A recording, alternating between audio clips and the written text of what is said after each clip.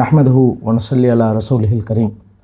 அல்லாஹு ஜல்ல ஷான்ஹு தாலாவின் மகத்தான பேரருளால் இந்த புனிதமான லைலத்துல் கத்ருடைய இரவை நாம் எதிர்நோக்கி இருக்கிறோம். ஸல்லல்லாஹு அலைஹி வஸல்லம் ரமதானுடைய மாதம் வந்துவிட்டாலே ரமதானை பற்றி ஸல்லல்லாஹு அலைஹி வஸல்லம் ஆர்வம் முற்றுவதற்காக சஹாபாக்களிடம் ரமதானை பற்றி சொல்லும்போது அதில் மிக முக்கியமான ஒரு விஷயமாக அந்த இரவில் தான், அந்த மாதத்தில் தான் லைலத்துல் கத்ர் என்ற இரவு இருக்கின்றதை சேர்த்து சொன்னாங்க.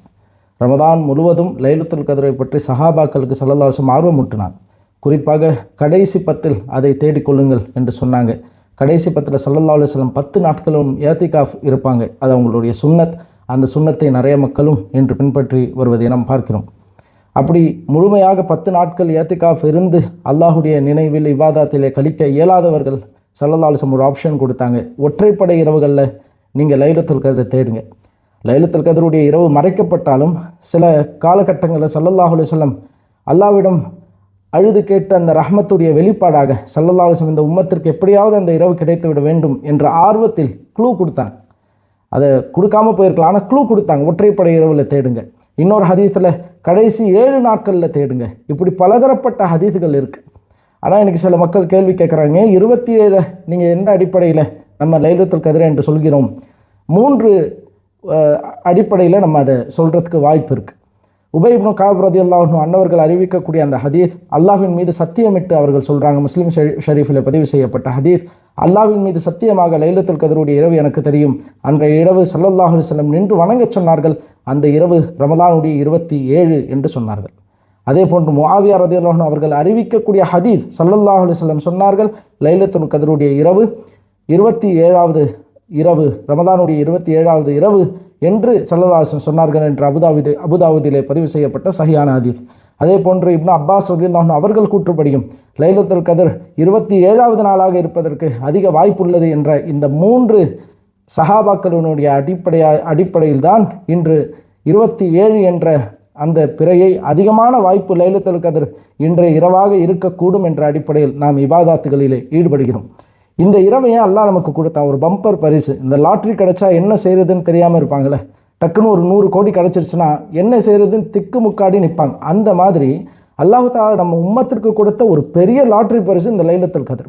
நமக்கு முன்னால் வாழ்ந்த உம்மத்துகளுக்கெல்லாம் அல்லாஹ் நீண்ட ஹயாத்தை கொடுத்துருந்தான். நூஹ் அலைஹிஸ்ஸலாமுடைய வயதை பற்றி அல்லாஹ் குர்ஆனில் சொல்லும்போது 950 இயர்ஸ், 950 வருஷம் வாழ்ந்தாங்க. அப்போ எவ்வளோ இபாதத் செஞ்சுருப்பாங்க, எவ்வளோ நன்மையை அவங்க பெற்றிருப்பாங்க. அவங்க கூட வாழ்ந்த அந்த மக்களும் அவ்வளோ வயது வாழ்ந்தார்கள். ஆனால் நம்ம இன்றைக்கி ஆவரேஜ் வயசு என்ன, 60, 70, 80, மேக்ஸிமம் சில பேர் இன்றைக்கி 100 வயசு வரைக்கும் அல்லாஹ் ஹயாத்தா வச்சுருக்கான். அல்லாஹ் நமக்கு எவ்வளோ காலம் இந்த துனியாவில் ஹயாத்தா வச்சுருக்கான்னு தெரியல. நம்மளுடைய இபாதாத்துகள் கம்மியாக இருந்துச்சுன்னு சொன்னால் நாளைக்கு மறுமையில் ஸல்லல்லாஹு அலைஹி வஸல்லம் உம்மத் இபாதாத்தில் கம்மியான இபாதாத்துகளை செய்து கம்மியான நன்மையோடு அவங்க வந்துடக்கூடாது. அவங்களுக்கு அதிக இபாதாத்து செய்த நன்மையை கொடுக்கறதுக்காக அல்லாஹ் ஏற்படுத்திய ஸல்லல்லாஹு அலைஹி வஸல்லம் அவர்களின் பொருட்டால் அல்லாஹ் இந்த உம்மத்திற்கு கொடுத்த மாபெரும் பொக்கிஷம் தான் லைலத்துல் கத்ர். நீங்கள் யோசிச்சு பாருங்கள், ஒரு 20 லைலத்துல் கத்ர் நம்ம ஹயாத்தில் கிடைச்சிச்சுன்னு சொன்னால், நம்ம இன்ஷா அல்லாஹ் ஒரு 60-70 வருஷம் வாழ்கிறோன்னு வச்சுப்போம். அதில் எல்லா 20 லைலத்துல் கத்ரும் இல்லை, ஒரு 20 லைலத்துல் கத்ர் மட்டும், ஒரு பேச்சுக்கு நான் சொல்கிறேன், 20 லைலத்துல் கத்ர் நம்ம லைஃப்பில் நமக்கு கிடைச்சிருச்சுன்னு சொன்னால் எத்தனை வருஷம் நம்ம நன்மையை பெற்றுவோன்னு சொன்னால், இந்த 20 லைலத்துல் கத்ரை பெற்று அந்த 20 லைலத்துல் கத்ருடைய அந்த இரவு முழுவதும் இபாதத்தை நாம் செய்தால் 1600 சொச்சம் வருஷம் இபாதத் செய்ததாக கணக்கு எழுதப்படும். ஒரு நைட்டு தான், ஒரு night is equal to 83 years. அந்த லைலத்துல் கத்ருடைய இரவில் ஒரு நைட் நம்ம அமல் செய்கிறது 83 வருடங்கள் அமல் செய்ததாக எழுதப்படும். அந்த இரவு நாம் குர்ஆன் ஓதினால் 73 வருடங்கள் குர்ஆன் ஓதிய நன்மை. அந்த இரவு நாம் சதக்கா கொடுத்தால் 83 வருடம் சதக்கா கொடுத்த நன்மை. அந்த இரவிலே நாம் அல்லாஹ்வுடைய திக்ரில் இருந்தால் 83 வருடங்கள் அல்லாஹ்வுடைய திக்ரில் இருந்த நன்மை. இப்படி அந்த ஒரு இரவு 83 அப்படின்னு நீங்கள் கணக்கு போட்டு பாருங்கள். 20 இரவை அல்லாஹ் நமக்கு நசீபாக்கினால் நம் வாழ்நாளில் 1600 சொச்சம் வருஷம் இபாதாத்து செய்த நன்மையை அல்லாஹ் தருகிறான். அதனால தான் இந்த நைட்டை மிஸ் பண்ணிடக்கூடாது. அப்போ இந்த நம்ம கைகளில் இருக்கக்கூடிய இன்றைய இரவு 27 இரவு தூக்கத்தை துளைக்க வேண்டும். அதுக்கு முக்கியத்துவம் கொடுக்கக்கூடாது. எத்தனையோ நாட்கள் இரவு முழுசாக நம்ம விழித்திருந்தோம். துனியாவுக்காக நாளைக்கு ஒரு கல்யாணம்னு சொன்னால் முன்னாள் நாள் கல்யாணம் நடக்கிற வீட்டில் தூங்குறது இல்லை. நாளைக்கு ஒரு ஃபங்க்ஷன் வெளியூருக்கு போகிறோன்னு சொன்னால் சில மக்கள் தூங்குறது இல்லை, அந்த ஏற்பாட்டில் மும்முரமாக இருக்காங்க. துனியாவுக்கு எத்தனையோ இரவுகளை கொடுத்த நாம் நமக்காக, அல்லாஹுக்காக, நம்முடைய மறுமை வாழ்வு சிறக்க வேண்டும் என்பதற்காக இந்த இரவை நாம் பயன்படுத்தி கொள்ள வேண்டும். இந்த இரவில் என்ன செய்யணும்? முதல் விஷயம் ஸல்லல்லாஹு அலைஹி வஸல்லம் சொன்னது இஸ்திக்ஃபார், நம்முடைய பாவ மன்னிப்புக்காக. அல்லாஹும்ம இன்னக அஃபூன் ரப்பே, நீ மன்னிக்கக்கூடியவனாக இருக்கிறாய். தொஹிப்புல் அஃப, யாரெல்லாம் மன்னிக்கிறத விரும்புகிறவனாக இருக்கிற ரப்பே, நான் எவ்வளோ பாவம் செஞ்சுட்டேன், ஃபஃபு அன்னி, என்னை மன்னிச்சிடு ரப்பே. இந்த துவாவை ஸல்லல்லாஹு அலைஹி வஸல்லம் அவர்கள் ஆயிஷா ரலியல்லாஹு அன்ஹா அவங்களுக்கு கற்றுக் கொடுத்தார்கள். அந்த துவாவை நாம் ஓத வேண்டும். அல்லாஹும்ம இன்னக அஃபூன் தொஹிப்புல் அஃப ஃபஃபு அன்னி. அரபியில் முடிந்தால் ஓதலாம், இல்லை தமிழ்லையும் ஓதலாம். முதல் விஷயம் பாவ மன்னிப்பு. அது கிடைச்சிட்டாலே பெரிய விஷயம். யோசிச்சு பாருங்கள், பாவ மன்னிப்பு ஒன்று கிடைத்தால் எல்லா ரஹ்மத்துகளும் எல்லா பரக்கத்துகளும் நம்முடைய லைஃப்பில் வந்துடும். அதனால் முதல்ல நம்ம செய்ய வேண்டியது பாவ மன்னிப்பு. இரண்டாவது, இந்த இரவிலே தஃப்சீரில் வருது, இந்த இரவிலே நம்முடைய கதிர் எழுதப்படுகிறது. அதனால தான் இது பேரே அல்லாஹ் லைலத்துல் கதிர்னு வச்சுருக்கான். நம்முடைய முகத்தர், நாம் இந்த வருஷத்தில் எத்தனை பேர் மௌத்தாக போகிறாங்க, இந்த வருஷத்தில் எத்தனை பேர் பிறக்க போகிறாங்க, இந்த வருஷத்தில் எப்போல்லாம் மழை பெய்ய போகுது, இந்த வருஷத்தில் யாருடைய ரிசுக்கு எவ்வளவு என்று எல்லா விஷயங்களும் இந்த இரவிலே அல்லாஹு தீர்மானிக்கின்றான். அல்லாஹ் முன்னாடி தீர்மானிக்கிறான், மறுபடியும் ஒரு தீர்மானம் செய்கிறான்.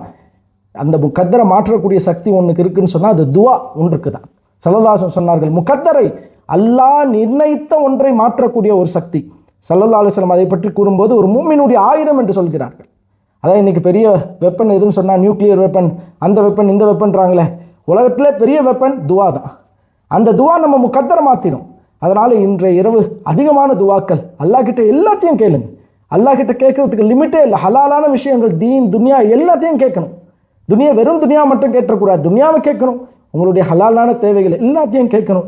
அதே போல் கபருடைய வாழ்க்கைக்கு கேட்கணும், அதே போல் மறுமையுடைய வாழ்க்கைக்கும் கேட்கணும். அதனால் ரெண்டாவது நம்ம செய்ய வேண்டியது அதிகமான துவாக்கள். மூன்றாவது, அந்த துவாவை நமக்கு மட்டும் செய்யக்கூடாது. ஏன் அல்லாஹ் தஆலா மலக்குமார்களை இந்த இரவில் இறக்குறான்? ஜிப்ரீல் அலைஹிஸ்ஸலாம் அவங்க இந்த இரவில் வராங்க. ஏன் வராங்க?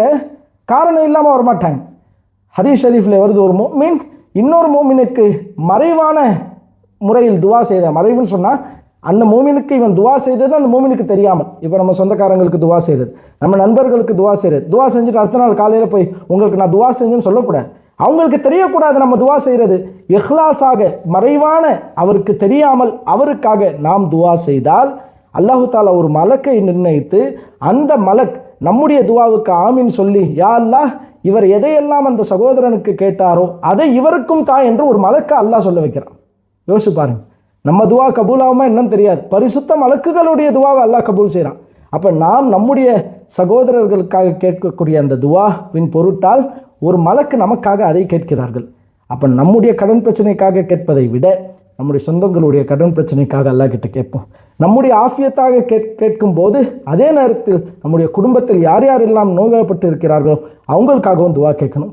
நம்ம குடும்பத்தில் கஷ்டப்படுறவங்க, நம்ம நண்பர்கள் கஷ்டப்படக்கூடியவர்கள், வீடு வாசல் இல்லாதவர்கள், குடும்ப சிக்கலிலே சிக்கி தவிப்பவர்கள், திருமணம் ஆகாதவர்கள், திருமணமாகி குழந்தை இல்லாதவர்கள், நம்முடைய சொந்தங்களில் மௌத்தானவர்கள், நம்முடைய சொந்தங்களின் மூதாதையர்கள் மௌத்தானவர்கள், நம்முடைய நண்பர்களுடைய பெற்றோர்கள் மௌத்தானவர்கள், இப்படி எல்லோருக்குமான துவாவை நாம் இந்த இரவிலே நமக்கு மட்டும் கேட்பதை விட நம்முடைய சொந்தங்கள், நண்பர்கள், உலக முஸ்லிமான ஆண்கள், பெண்கள் எல்லோருக்குமான துவாவை நாம் கேட்க வேண்டும். குறிப்பாக இந்த தருணத்தில் போர் சூழல் இருக்கக்கூடிய இந்த நேரத்தில் உலக அமைதிக்காக, எல்லா நாடுகளும் போரை விட்டு நீங்கி உலக அமைதி ஏற்பட வேண்டும் என்பதற்காகவும் இந்த இரவிலே நாம் துவா கேட்க வேண்டும். அதனால் 3 விஷயம் செய்யணும். முதல்ல இஸ்திக்ஃபார், இரண்டாவது துவா, அல்லாஹ்விடம் நம்முடைய முகத்தருக்காக அல்லாஹ் நல்ல தக்தீராக எழுத வேண்டும் என்று நாம் துவா கேட்க வேண்டும். அந்த துவாவில் நமக்காக கேட்பதை காட்டிலும் நம்முடைய சொந்தங்கள், நண்பர்களுக்காக கேட்க வேண்டும்.